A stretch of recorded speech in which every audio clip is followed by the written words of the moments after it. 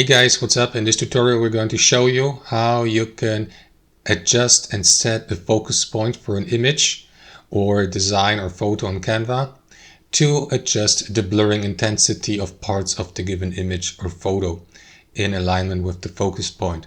So let us get started. Head over to your design, photo, or image or Canva. I will go with this photo here depicting a rodent in front of a grassland here. From the Canva library. So what you want to do is left click into your image or photo, select edit at the top, and here click into see all next to tools. Choose the autofocus tool, and after that Canva will analyze the given image and give you access to these two sliders to the left, blur intensity and focus point. So if you move that slider here on focus point, you may pick an area of your image.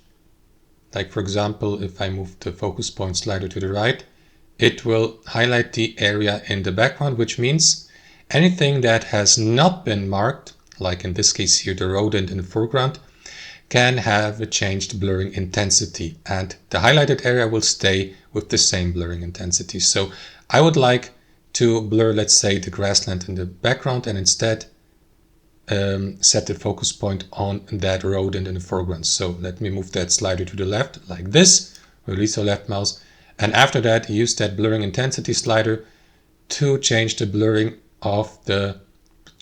intensity of the background in this case here. So as you can see, if we move the blurring intensity slider to the right, the background will be very blurred like this, pretty much blurred. So we can leave it like that, or we can vice versa set the focus point on the background like this and instead blur the rodent in the foreground by moving that slider.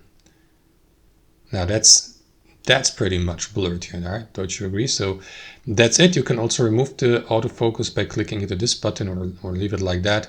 Save your design, and that's how it works, guys. Thanks for watching and have a fantastic day.